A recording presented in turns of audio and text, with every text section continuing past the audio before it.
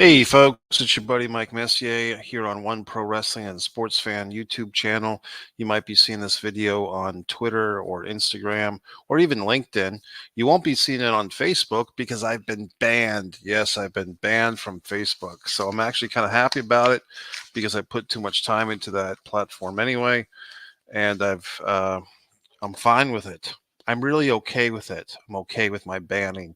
So this video, I'm going to discuss wrestlers that wrestlers, pro wrestlers for the pro wrestling fans, wrestlers that did not appear at WrestleMania 1, but could have, maybe should have, maybe in an alternate Mandela effect universe they did. You might be wondering, well, gee whiz, Mike, that shirt looks very wonderful. Well, you can actually buy this picture of USA guy, as I call him, over on the foreign object spread shirt. Yes, I painted this. This is my original artwork. I made this creation today, which you can see the holes in because I'm using the old background thing. And this one. So this was my 4th of July rendering. All these wonderful artworks. You can look into buying them or not.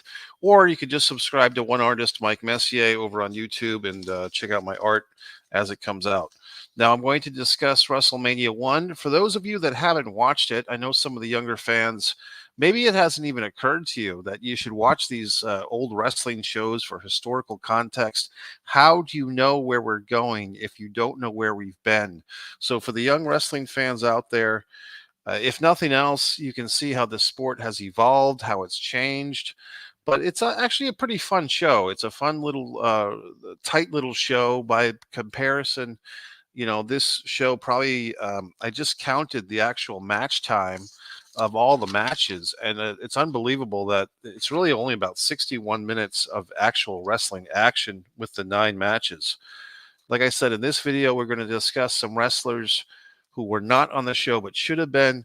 But just as a refresher, let me bang through the quick 9 matches of what happened at WrestleMania 1 back in 1985. I believe it was March 31st, 1985, Madison Square Garden. Actually, it was a Sunday afternoon show, which is kind of interesting. But Tito Santana defeated the Executioner by submission to the figure 4 leg lock.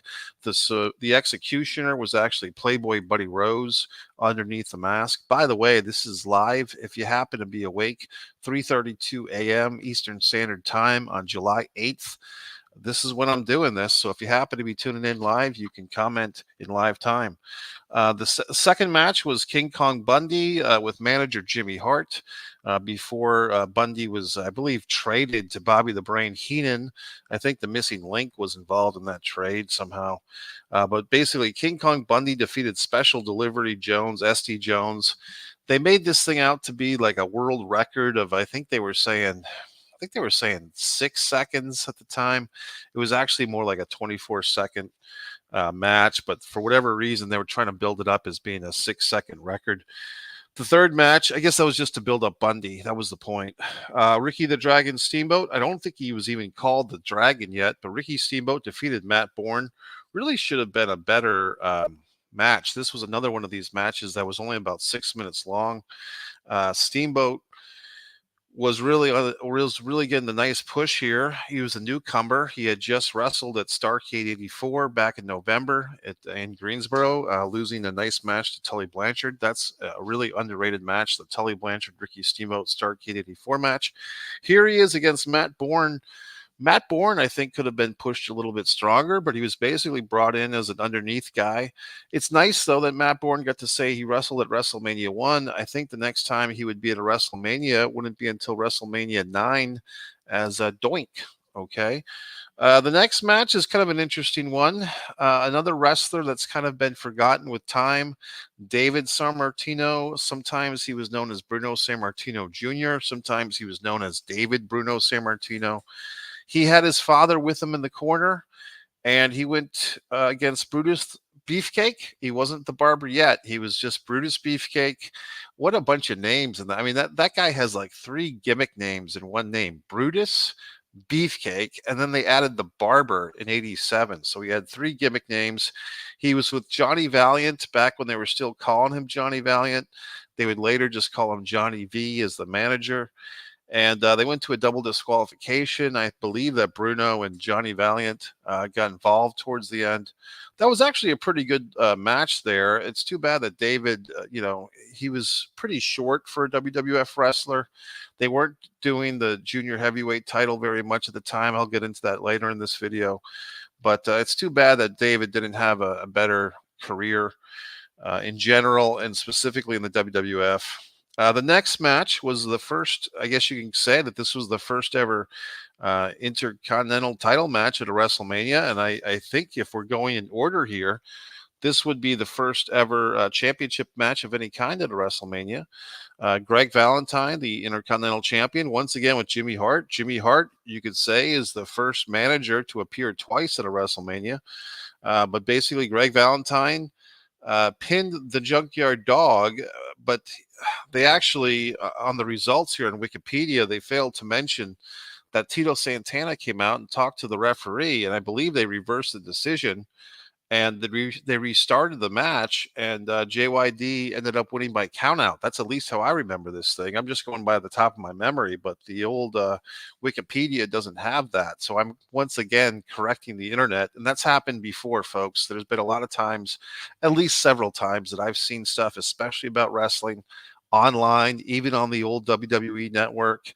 There was this thing years ago, the WWE network had posted Super Brawl 2, the Sting Lex Luger match, and they had it listed as February 28th, 1992. I told my friend Tommy at the time, I said, that's wrong.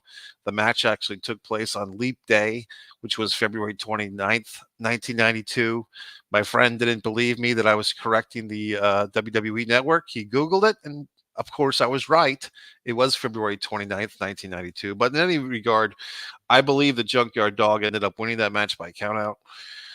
The next match was also a title match, and this you could say, if we're going in chronological order here, and I believe they are, the first ever title change at a WrestleMania was the tag team title, the WWF Tag Team Championship, when the Iron Sheik and Nikolai Volkov defeated the U.S. Express, Barry Windham, and Mike Rotundo.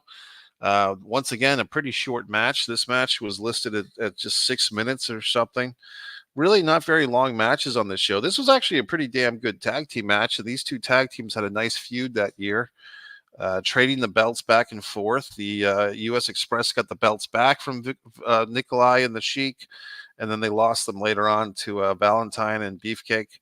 But this was a nice match. The Andre the Giant in the Body Slam Challenge match defeated Big John Studd. Wendy Richter regained the women's title from Leilani Kai. This was a nice singles women's match. 2 title changes on this show. And then finally, the main event, what everyone pretty much came to go see. Hulk Hogan and Mr. T with Jimmy Superfly Snuka defeated Paul Mr. Wonderful Orndorff and Roddy Piper with Bob Orton. Muhammad Ali and Pat Patterson are the guest referees. So that's what we did see at WrestleMania 1. Now let's get into some of the people that we did not see at WrestleMania 1. And for this very special occasion, and I did have some new subscribers recently. Gentleman, he could be a gentleman, he could be a woman, who knows. El Questionario, new subscriber. He or she has got a nice YouTube channel with only 8 subscribers, and I'm the 8th one. So if you folks are out there, if you're looking for some wrestling trivia, of course, you've got Pro Wrestling Trivia by Mike Messier on Kindle Vella on Amazon. But also this individual, El Questionario, has got a new YouTube channel that I subscribe to tonight because they've been leaving some good comments, probably getting some trivia from me, which is fine. But I did subscribe, and I will endorse their YouTube channel. And they had a nice thing on the 1988 Royal Rumble, so I did leave a comment on there. So the El Questionario has been leaving some nice comments. You fine folks are welcome to leave some nice comments. And let's get into some of my graphics. So the first group of people that I want to discuss of wrestlers that did not appear at WrestleMania 1 that could have or should have, or in an alternate universe they did. Let's check out this list. This is the people that left the WWF just a little too soon to be included at WrestleMania 1. So we've got the Fabulous Freebirds. I'm not sure if you can still hear me here as I'm talking, but we've got the Fabulous Freebirds, Dr. D, David Schultz, Sergeant Slaughter, the Tonga Kid, the Wild Samoans, Offensica, and Kamala. Let's get back to me. So the Fabulous Freebirds are an interesting case. I looked up and I had a nice website, the history of WWE.com, had some good Madison Square Garden results. And from my readings, basically the Freebirds were in the WWF for a cup of coffee, as they say. The legend goes that Andre the Giant did not like the Freebirds because they were all drunk and stupid. And Andre insisted that they all get fired, which is just a great story. But basically, Terry Gordy, Buddy Roberts, and Michael Hayes were doing this gimmick where they were kind of like the new team managed by Dave Wolf, who was kind of the manager slash boyfriend. I don't know if he ever got married to Cyndi Lauper. I don't think they did, but Dave Wolf was kind of an interesting guy who was kind of in that whole rock and wrestling era. I believe he was one of the producers and the musicians on the original wrestling album back in 1985 that came out, I think, in October or November of 85. But the Fabulous Freebirds were not long for this world. It's really a shame because I think they would have done well had they been around for WrestleMania 1 in some type of six-man tag team match. And it's just too bad that they missed out because I think obviously they did some great stuff in the world class area in Florida and Mid South, UWF, Jim Crockett Promotions, the AWA. So, like I said, it's a Mandela effect. It's a parallel universe. What could have been, what maybe should have been, but the Freebirds did not have their WrestleMania moment. I'm trying to think. I think Michael Hayes wasn't he in the WrestleMania 17 gimmick battle royal? Wasn't Michael Hayes in that?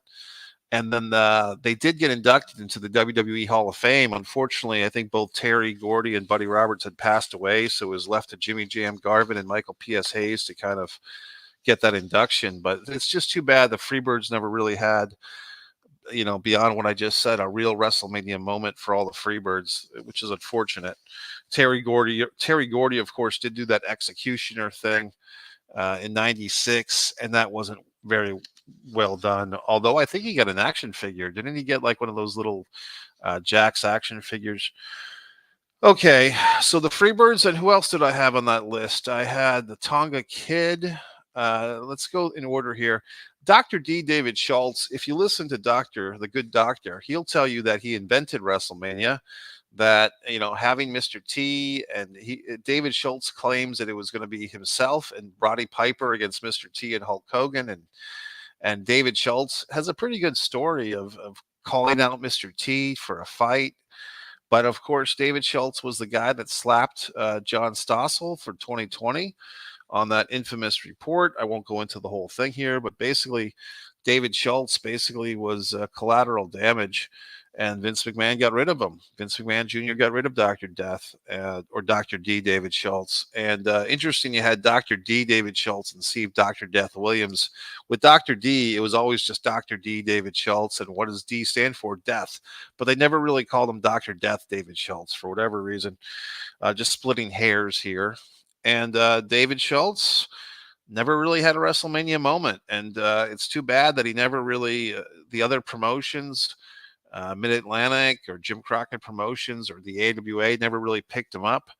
Unfortunately for me, I missed out. He did have a world title match against Ric Flair, I believe, in the summer of 1985 in Warwick, Rhode Island, which I just had no idea that show was going on. I was a pretty small embryo at the time. But in any event, Dr. D. David Schultz did not get to wrestle at WrestleMania. Also on that list, I had Tonga Kid. The Tonga Kid is on that list. He was kind of the avatar or the substitute for Jimmy Snuka in some matches with Roddy Piper. He was very young at the time. The Tonga Kid would grow up and become the Samoan Savage, was kind of the third member of the SST over in the WCW NWA around 1989, 1990. And he was around for quite some time. The Tonga Kid is somebody who's part of that bloodline, the family, with Roman Reigns, Sika, Afa, everybody. Tonga Kid doesn't get discussed a whole lot, but he kind of peaked too soon. So it's too bad for him that he wasn't around for WrestleMania. I think he was in Continental, believe it or not, wrestling in a babyface six-man team called the Rat Patrol. It was the Tonga Kid, I want to say Scott Armstrong and Johnny Rich. They were actually called the Rat Patrol, and the gimmick was Johnny Rich, R, Scott Armstrong, A, and Tonga T Kid. So they call themselves the RAT Patrol. Funny, funny. And who else did I have on there? I think I had Sergeant Slaughter. Sergeant Slaughter, of course, it's a story you've probably heard. Sergeant Slaughter had an offer from Hasbro to become a GI Joe spokesman slash action figure. The WWF, Vince McMahon, had just signed with LGN for the wrestling LGN figures, and Vince did not want Slaughter to work for at a competing toy company, so they had a falling out, and the Sarge left under really bad terms, and he wouldn't be back until SummerSlam 1990. So the Sarge, kind of went into wrestling, the non WWF areas, Pro Wrestling USA, the AWA. He had something called the America's Championship for Pro Wrestling USA. And so a sad story, but basically Sergeant Slaughter was not there. Who else did I have on that list?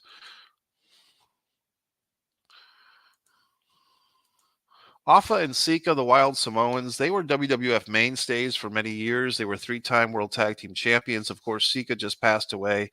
That's Roman Reigns' father. But basically, the Wild Samoans were just coming off a kind of an interesting babyface turn. They had turned babyface against Murdoch and Adonis, the WWF Tag Team Champions. And for whatever reason, by the time we got to WrestleMania here in March of '85, I think the Samoans had just left like a month earlier. So it's kind of too bad because the Samoans were such a fun tag team. I mostly knew them as heels, but even as baby faces, I think they really would have. I think it would have been nice to have the Wild Samoans on the show, and they just weren't. And then finally on the list, I think I had one more. Oh, Kamala. So Kamala had been there. He was kind of one of these guys that went back and forth to all the territories. And he had been in the WWF for the first time in the late summer of '84. I don't know if they got him matches with Hogan during that run. I know in '87, after WrestleMania 3, Kamala wrestled Hogan a bunch of times. But Kamala did not get a match at WrestleMania 1. I don't think he was at 2. I don't think he was at 3. I think the first time good old Kamala wrestled at a WrestleMania, I don't think he got a WrestleMania match in '92 or '93, unless I'm forgetting something, because he did wrestle Undertaker at SummerSlam '92. I think his first WrestleMania match was that gimmick battle royal at WrestleMania 17. So sad that Kamala did not get a WrestleMania match until past his prime. So there we have the guys that were not at WrestleMania 1 because they had left. But wait, there's more. Let's check out this list. This is a list of guys that showed up in the WWF basically in the months and weeks that followed WrestleMania 1, but they missed the boat by just a few months. So here we have Randy Macho Man Savage, we have Terry Funk, and we have the Missing Link. And there's other guys that we could put on that list, but this is who I have. Savage, Funk, and the Link. So Randy Savage came in, once again, going to that history of the WWE.com. We had those three gentlemen. Savage came in for June at Madison Square Garden. Funk came in for July, and I think the Missing Link was also there in June, and that's just at MSG. So they could have been on other shows in the WWF before those months. But basically, those three guys just missed it by a few months. And I was just thinking about this today before I did this video. It's interesting that the WWF expansion, like really a vital time for Vince and all those Pat Pattersons to get more talent into the WWF, was basically after WrestleMania 1 and before WrestleMania 2. Even if you look at the scope of the WrestleMania 2 card, they had that 20-man battle royal. They had 3 different venues. They had Terry and Dory Funk. They had George Wells, Jake the Snake Roberts, Randy Macho Man Savage, Uncle Elmer. They had a lot of guys at WrestleMania 2 that weren't at WrestleMania 1. Macho Man Savage probably being the most prominent, and the Bulldogs, and a lot of people. So, I mean, I think in that year, from '85, April of '85, basically until April of '86, they just loaded up on talent. And those three guys, I'll just show the names real quick. Macho Man, Terry Funk, and Missing Link. Those three guys were not at WrestleMania 1 because they missed it by that much. Okay, let's go to this is a list of people that were actually at WrestleMania in some capacity, but they did not actually have their own matches because they were in the corner of somebody else. So let's check out this list. So we see Fabulous Moolah, Bruno Sammartino, Superfly Snuka, and Cowboy Bob Orton. Pretty self-explanatory there. Any of those four individuals, it's interesting because Fabulous Moolah would actually, by the time we got to WrestleMania 2, she was actually defending the title, I believe, against Velvet McIntyre. I believe that match was in Chicago. I think in the second or third match on the Chicago show. I think the second. Bruno Sammartino, like we said, he was in the corner of his son. I guess you could put Johnny Valiant, but he was pretty much done with wrestling by this point. But Johnny V or Johnny Valiant was in the corner of Brutus Beefcake. Kind of a nice for the fans like my buddy Nikita Breznikov. I've been reading his book When It Was Real. Bruno and Johnny V or Johnny Valiant in the corner because those guys had wrestled a lot against each other in the 70s. And then you had who else did I have in that list? Cowboy Bob Orton, of course, was in Piper's Corner at both WrestleMania 1 and WrestleMania 2. And Cowboy Bob, I think he only had one official WrestleMania match at WrestleMania 3 with Don Morocco in the opener against the Can-Am Connection, Martel and Tom Zank. Did Cowboy Bob wrestle in that WrestleMania 17 gimmick battle royal? I don't think he did.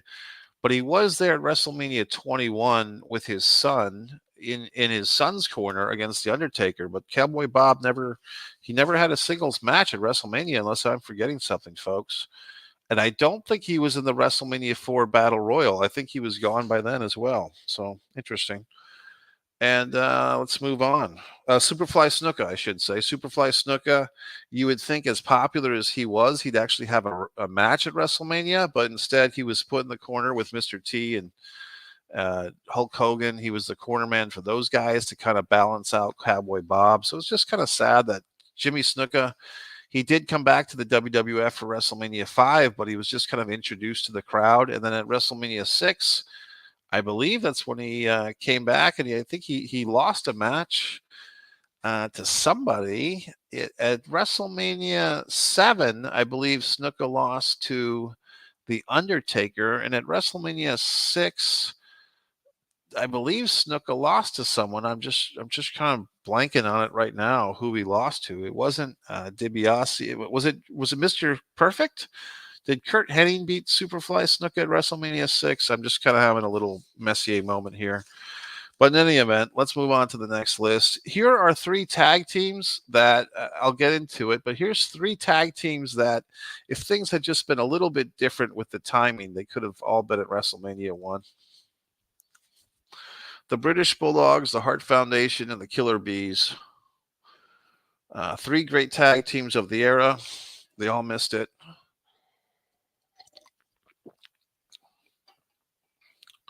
So let's start with the top. The British Bulldogs actually debuted at Madison Square Garden 3 weeks after WrestleMania. Once again, if you look at this website, the history of WWE.com, pretty fascinating that I believe the date was April 22nd, 1985. The Bulldogs had their Madison Square Garden debut 3 weeks after WrestleMania 1. They beat a couple of, a couple of undercard guys. But it's just too bad that they weren't able to be assembled just a month earlier because, that would have been nice to have the Bulldogs at the first WrestleMania. I think it would have been a great showcase for them. And I do feel like some of these matches, especially, no offense to Tito Santana and the Executioner, but I mean, that match easily could have been replaced by a Bulldogs match. Steamboat and Matt Bourne. I mean, if Matt Bourne had been pushed a little bit harder, the Beefcake Sammartino, David Sammartino, they were really pushing for David, but I just, I would have liked to have seen the Bulldogs on this show. The other team, the Hart Foundation, weren't really together quite yet, so you can't blame, the WWF or Vince or anybody. It just was a timing issue. But interestingly enough, both Bret Hart and Jim Neidhart were both in the WWF at the time of WrestleMania 1. I don't think they were a team yet. They could have, if things had played out a little bit differently, who knows? They could have actually wrestled each other. They could have had a Bret Hart versus Jim Neidhart match pre-Hart Foundation, if they wanted to push Jim Neidhart, but apparently they didn't. And then the third team, also, I found out that the Killer Bees did not team in the WWF together, jumping Jim Brunzell and B. Brian Blair from Tampa, Florida, Brunzell from, I believe, Minnesota. They did not team together until June. I believe it was June 17th. I think they beat I want to say they beat Dave Barbie, who was a big jacked up guy, and it might have been Steve Lombardi was the other guy. But basically, the Bees weren't even a tag team yet. So really, the only team that you could really make a real case for would have been the Bulldogs, But in any event, none of those three teams are there. Now, here's a list that is probably the most painful for the guys that are on those lists, because these are guys that were working in the WWF. They were in the World Wrestling Federation. They were wrestling. And for whatever reason, they just were not booked. And I'll get into some of the possible explanations, but we'll just see the list right now. So we've got Rocky Johnson, Tony Atlas, Ken Patera, Adrian Adonis, Magnificent Morocco, and Pedro Morales. Kind of a good list here. So of that list, let's start with Ken Patera, because I think Ken Patera was in the middle of this Big John Studd, Bobby Heenan, Andre the Giant angle. He was actually in the match where the infamous incident where Big John Studd, and it was Ken Patera and Bobby Heenan who cut Andre the Giant's hair.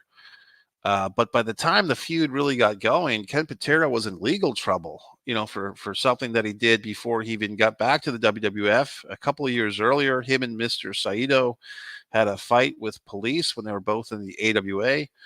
And Ken Patera, I guess, was just waiting for this court case or this lawsuit or whatever it was with Minnesota police to happen. But basically, he started up with the WWF, and then it finally caught up to Ken, and Ken had to go to jail for a few years. But basically, Andre was feuding not with just Big John Studd, but also with Ken Patera. And in a roundabout way, King Kong Bundy kind of took Ken Patera's place in that feud. But yes, Ken Patera was involved. In fact, I believe in May of '85, Andre the Giant had a singles match against Ken Patera.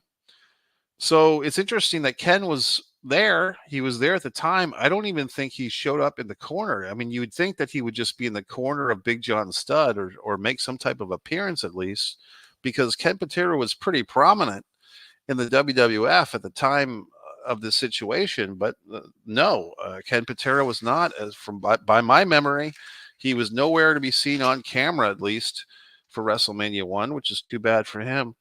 The other guys, I'd be interested, that show Young Rock, I really didn't get into it because of all the historical inaccuracies. I mean, they had something like Hillbilly Jim and Ric Flair as a tag team in Hawaii. That never happened, Rock. Sorry. I mean, I get it that the Polynesian wrestling had a lot of interesting bookings, but the Rock and the historical inaccuracies on the Young Rock, I couldn't really watch that show.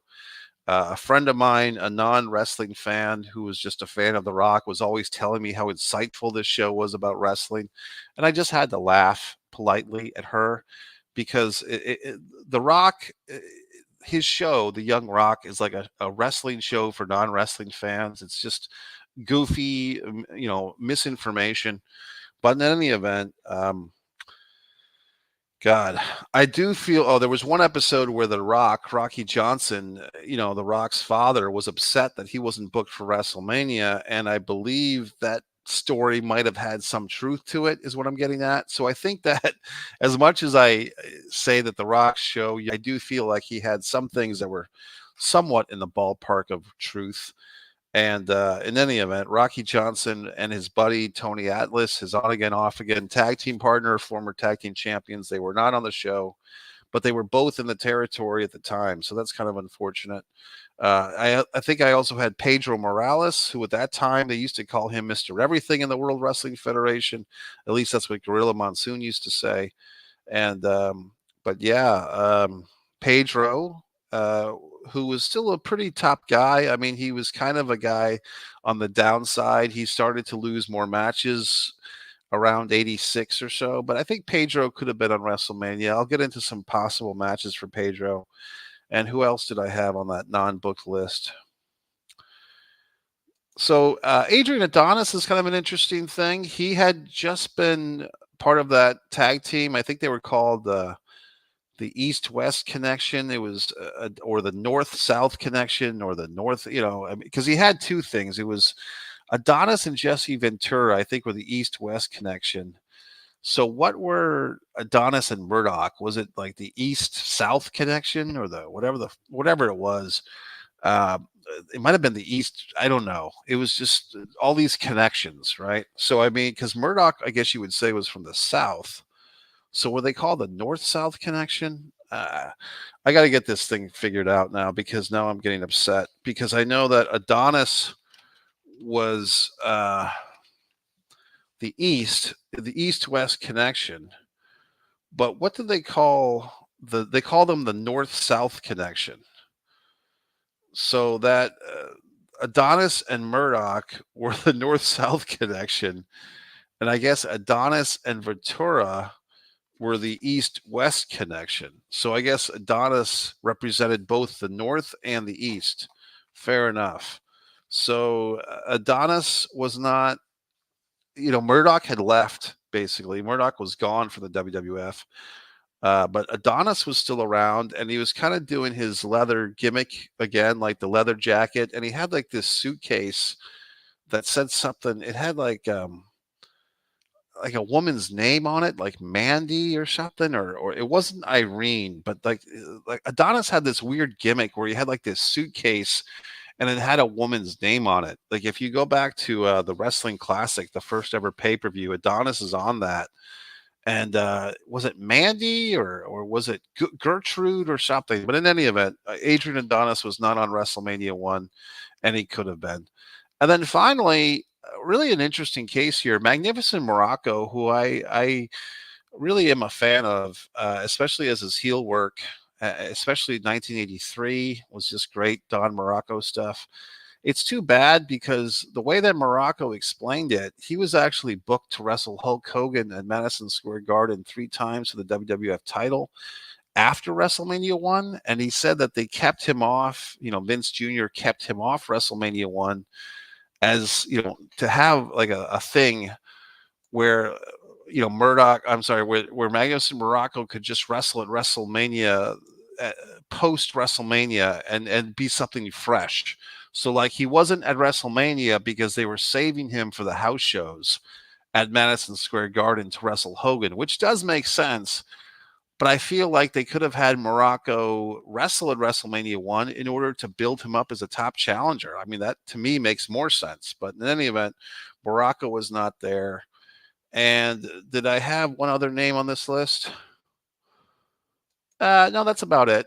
So let's go on to the mid card maniacs. Now, these are guys that probably, had they been booked at WrestleMania 1, they would have lost. And basically, what we're looking at is possible substitutions or possible alternate choices for the Executioner spot, the Playboy Buddy Rose spot, losing to Tito, or SD Jones spot, losing to Bundy, or the Matt Bourne spot, losing to Steamboat. So this list is guys that could have put somebody else over. We got Chief Jay Strongbow, Tony Gurria, Salvatore Balemo, Johnny Rods, and Iron Mike Sharp. So these are guys that did not wrestle at WrestleMania. Now, that list, I would say, is probably the list that I feel like I don't necessarily have a case for any of those guys per se. I mean, I think that that Playboy Buddy Rose as the Executioner was actually a pretty good choice, because for a guy that was a little bit chubby, Buddy Rose could really move around pretty quickly. I don't know if Iron Mike Sharp or even Johnny Rods, as good as Johnny Rods, could they have done that upbeat tempo match that Buddy Rose did as the Executioner? I don't know. I mean, they're very competent wrestlers. I'm talking about Johnny Rods and Iron Mike Sharp, but they weren't known for like their fast type of things. They're more known like for milking a match. You know what I mean? For milking an opening match. Iron Mike Sharp did great ring work. Johnny Rods was awesome, but he was more like a main event preliminary guy, if that makes any sense. Like Johnny Rods was typically going to 20-minute draws as an opener. And if you look at this WrestleMania card, most of the matches were about 6.5 minutes. So I just don't think that I would really push for a change. I mean, Chief Jay Strongbow or Tony Gurria, either one of them could have done the honors to Bundy. But I kind of think like everything worked out okay on that end. Now I have the miscellaneous list. We are getting close to the end of this video, folks. So here's the miscellaneous. Hillbilly Jim was injured. The national anthem could have been Prince, Kerry Von Erich, and Tony Inoki. Yeah. I'll let you catch up a little bit. So in my research here, I discovered that I was always kind of curious, like when did Hillbilly Jim get injured? And I always thought for some reason it was after WrestleMania 1. It was actually before. Apparently, it was February 25th in San Diego, and it's kind of a sad story because Hillbilly slipped on some water outside the ring in San Diego at like the San Diego Arena. He was wrestling Beefcake, but Beefcake actually didn't injure Hillbilly Jim. There was like a wet spot, like maybe somebody spilled a soda or some condensation, and Hillbilly Jim broke his leg pretty badly, and he was on the shelf for like 7 or 8 months. So he missed WrestleMania by about a month. And I got to think that if Hillbilly hadn't been injured, he probably would have been at WrestleMania and probably would have won some type of match. I could see him maybe he would have gotten the title shot at Valentine, or maybe he would have been in the corner of Hulk Hogan and Mr. T. But in any event, Hillbilly Jim did not get a match at WrestleMania because he was on the shelf. The question mark I had for Prince, yes, I'm talking about Prince of the Revolution. I wish I could find it. I just spent about 10 minutes looking for the video, but somebody here on YouTube, if that person happens to see this, feel free to leave your link in the comments. But someone had made a video speculating that it might have been Prince who was originally booked to sing the national anthem, the Star Spangled Banner at WrestleMania 1. Apparently, the WWF had been advertising the special guest celebrity would sing the national anthem. It turned out to be Mean Gene Okerlund, because whoever the guest was a no-show, and this person did a really nice case that it might have been good old Prince, and it really made sense. So I wish I could find that video and link it for you, but I just, like I said, I wasn't going to stay up all night looking for it. I put the search into the YouTube. I searched my video history because I just watched this video 3 or 4 days ago, but I couldn't find it. So whoever's making that video, you got to put your keywords and your title into your keyword stuff. Go to MikeMessier.com and get TubeBuddy if you don't know what I'm talking about here. But in any event, it could have been Prince. And who else did I have on that list? I had international stars. Antonio Inoki had just wrestled at Madison Square Garden like 3 or 4 months earlier against Dr. D. David Schultz, believe it or not, in February. I believe that was the show where Schultz, slapped John Stossel in the dressing room. So Antonio Inoki, apparently in New Japan Pro Wrestling, were kind of in the middle of falling out with the Vince McMahon and the WWF. But it's too bad because Inoki, he could have really been good on this show. And I did say Kerry Von Erich as well, because, we all know that Vince McMahon had a real hard-on in a good way for the Von Erichs, especially Kerry. This would have been a year after Kerry had kind of won and lost, or 10 months after he had won and lost the NWA World title to Ric Flair.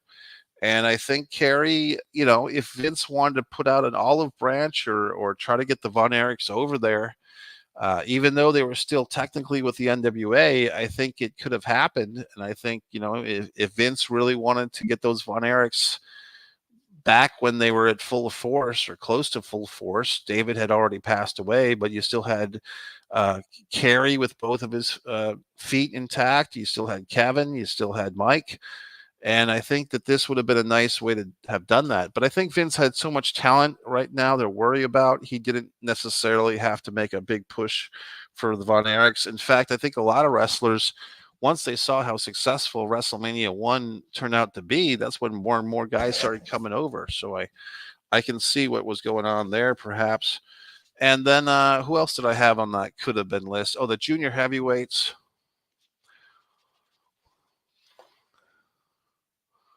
So if you look at the bottom of that list, I had listed the Cobra or Black Tiger or Tiger Mask because basically there is this kind of infamous junior heavyweight title match that's on one of the WWF best of tapes. And I kept thinking it was Tiger Mask. It wasn't Tiger Mask because there's another match from like 83 with Tiger Mask. And of course, there was like four different guys who were the Tiger Mask, right? But you had the Cobra and you had the Black Tiger who were fighting for the junior heavyweight title, I think 3 or 4 months before WrestleMania in MSG, and the Cobra won the match. And I do feel like those guys could have had a nice rematch at WrestleMania. And like, once again, they could have taken the Tito Executioner spot, or they could have taken the Steamboat Matt Bourne spot, but they didn't, and that's fine. But I think, like, if you look at the ECW barely legal booking, fast forwarding 12 years to that pay per view where you had that Michinoku Pro 6-man tag team match, I feel like it does add something to a major card when you have like a non sequitur international match, just to kind of extend the olive branch and just to show that there's more wrestling out there. I mean, that's what I like when shows do something like that. But that really wasn't the Vince way. This was Vince celebrating all things New York, celebrating all things WWF. So I get that. And but at the same time, that was an officially recognized WWF Junior Heavyweight title. Although once again, it was kind of in and out. And I do feel that they had a match, according to the history of WWE.com, that the Cobra wrestled Black Tiger like a month or two after WrestleMania in a rematch at Madison Square Garden. Okay, folks, now we're coming to the finale here. And you might be saying, well, gee whiz, Mike, all these wrestlers that you're thinking could have been a WrestleMania 1, but what would you have done with them? What could we have done with these fucking wrestlers? And I'm going to give you the wonderful answer. These are some matches that we could have had at WrestleMania 1 using all the talents we just talked about, plus one more special name. So let's check this out. I don't know if you can hear me, but Johnson and Atlas versus the Wild Samoans in a rematch. That would have been nice. Morocco could have gotten a push over Pedro or Rocky Johnson. The Bulldogs and the Hart Foundation have the timing. The Cobra versus Tiger Mask, Inoki versus Tatsumi Fujinami, Kerry Von Erich versus Ken Patera, The Missing Link versus Chief Jay Strongbow, David Schultz versus Tony Atlas, and I had one other match there. But basically, I'll revisit that list in a second. But if you see, going back to what I said about the tag team thing, you could have had the Hart Foundation versus the Bulldogs versus the Bees versus the Hart Foundation. Had the timing been a little bit better. The Morocco thing I stand by. If you're going to push Morocco as a top contender to Hogan, he had a nice feud with Rocky Johnson for the Intercontinental title a year and a half earlier. They could have revisited that. Morocco could have gotten a solid victory over Rocky, or for that matter, a solid victory over Pedro, because Pedro and Morocco had some classic battles for the Intercontinental title, really hard-hitting matches. Who else did I have on that match? Oh, yeah, the Ken Patera, Kerry Von Erich. That's kind of an inspired choice. If they would have gone ahead and gotten Kerry Von Erich on this show, and this is just magical thinking, hypothetical stuff, but I mean, him and Ken Patera, I believe, had a history for the Missouri State title, which was a National Wrestling Alliance championship. So I think that Kerry and Ken could have had a really great match, even with the time considerations. They could have had an 8 or 9 minute match. Kerry, and I think you'd have to put Kerry over, and maybe Kerry could have come in as backup to Andre the Giant against Patera and Stud. The Cobra versus Tiger Mask, and Antonio Inoki versus Tatsumi Fujinami. If you're wondering, well, why did you put Tatsumi Fujinami on there? He's actually listed as having appeared in Madison Square Garden like the month or two after WrestleMania, so it would make sense for him to wrestle Inoki once again as like an exhibition, Japanese showcase match, or Tiger Mask versus the Cobra. I think would have been awesome for the junior heavyweight title. Here's one at the bottom, a couple. Let me start with this six-man tag. Okay, so we have all these, Steamboat had a singles match. He beats Matt Bourne. Tito Santana beats the Executioner. How about this? How about team up Ricky Steamboat, Tito Santana, put Jimmy Snuka in the mix with those guys and have them get a victory over Johnny Rods, Iron Mike Sharp, and George the Animal Steel. Now, I didn't put the Animal on this list earlier, but I think, George the Animal Steel and two guys that were basically underneath guys that were still well respected. Johnny Rods, Iron Mike Sharp, and George the Animal Steel. And in this match, if they had lost to Steamboat, Santana, and Snuka, it's a nice showcase for all the good guys. And also, they can start planting seeds for George Steele to turn babyface. Because if you remember at the first ever Saturday night's main event, the first match ever on a Saturday night's main event was George the Animal Steel having a babyface turn when he teamed with Nikolai Volkov and the Iron Sheik against Ricky Steamboat, Barry Windham, and Mike Rotundo. So I think that this could have planted the seeds for that. Like they could have had this match and then just put everything on ice with George Steele until the first Saturday night's main event. But they could have done a thing where George Steele gets confused, or maybe like Iron Mike Sharp and Johnny Rods abandon George Steele. And I think that's kind of what happened at the Saturday night's main event thing. But I mean, my point is they could have planted some seeds and had George Steele on the losing end of this match with these job guys. And then when they did the Saturday night's main event thing, it could have been a continuation of that. So I think that would have been a nice payoff. And then you would have condensed the Steamboat and Santana showcase matches, and you would have thrown a bone to Jimmy Snuka because then he get to wrestle in the match, and he could still be in the corner of Hogan and Mr. T at the end. So there you go. And then what did I have at the bottom? I think I had David Schultz. Let me go back to that one. Yeah, the David Schultz thing. So Dr. D, David Schultz, like I said, if he hadn't been blackballed or outcast from the WWF to this point, he did have a lot of like racism in his character. I mean, if you look at some of the footage of him doing house show promos, it really was pretty distasteful, like the David Schultz stuff. And I guess you could say that of that era, it was a little, I wouldn't say acceptable, but it was just more, I don't know, common, or people just didn't think about it as much, or maybe because there wasn't a prevalence of social media and stuff like that to kind of catch people on this stuff. And it was wrestling. That's the other thing. It was wrestling. So, but David Schultz and Tony Atlas would have been a really good match. And Tony Atlas was a very entertaining guy. You know what I mean? He still is, actually. So I think that David Schultz and Tony Atlas, they did have some tag team matches. Piper and Schultz, or Piper and Orndorff against Atlas and Johnson, was on the house show circuit.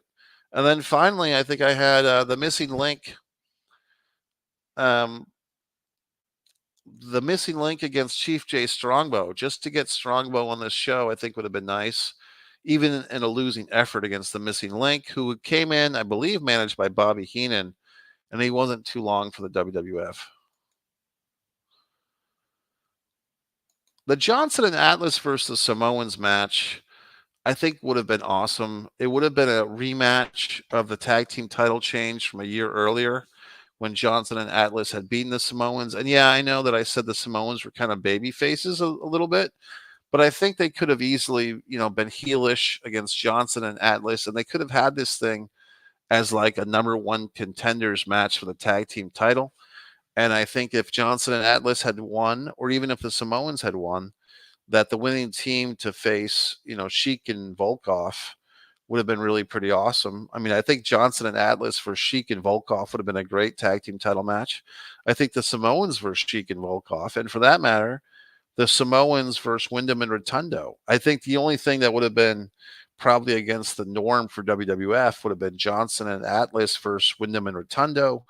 That maybe would have split the audience because they were all baby faces. But I think, can you imagine Samoans challenging Volkov and Sheik, or the Samoans challenging Windham and Rotundo? That would have been nice. And I think Johnson and Atlas versus Volkov and Sheik, I mean, that is box office. I mean, that's huge. So they didn't do that. Of course. They gave us Jimmy Hart and King Kong Bundy versus SD Jones for 6 seconds instead. But in any event, I mean, I'm just having fun. And then what was my final thing here? Um, yeah, the Hart Foundation versus the Bulldogs. Like I said, those teams weren't really together quite yet, so you can't really blame them. But the Magnificent Morocco stuff, Morocco versus either Johnson or Pedro, either way to build up Morocco. Well, that's it, folks. I mean, we've had some fun here. Like I said, I do appreciate the subscribers. My buddy Laza, who's a great subscriber, he subscribes not only to this channel, but to one Mike Messier. He had a nice comment on my sleeping on the job video. I do have basically like four YouTube channels now. There's this one Pro Wrestling and Sports Fan, which is pro wrestling and sports stuff. We have one Mike Messier, which is Mike's Instant Movie Reviews. We have one Artist Mike Messier, which is my wonderful art. Okay. And then we do have One Man and a Camera Films, One Man and a Camera Films, which is my fantastic film work. So all these wonderful things. You should subscribe to all these channels. You should go to Spreadshirt, look for the foreign object, lowercase, buy one of these wonderful t-shirts that I'm wearing. You can even get this on a hat. You can get it on a jacket. You can do all these wonderful things. You can go to MikeMessier.com, scroll to the bottom, and buy my books, for Christ's sakes. But this is it, folks. So, I mean, if you have any comments or queries or questions, you can leave a comment. You can leave a question. You can tell me how great I am. I do accept accolades. And that's it. So I think I'm going to go to sleep because now it's 4:21. Got a minute? And I'll sleep knowing that I did a wonderful video for you people. And you can subscribe. You can share this video. You can put this on Reddit. Tell me how wonderful I am and all that good stuff. But if you have any suggestions for future videos, this is what you would call an evergreen video. This is a video that's not really dependent on time. I'm not discussing the latest and greatest pay-per-view of the weekend or whatever. I'm discussing something of historical interest to historical wrestling fans. Like I said, thanks to all the new subscribers, all the old subscribers. Share the videos. It's your buddy Mike Messier saying good night or good day or good life, whatever. Thanks.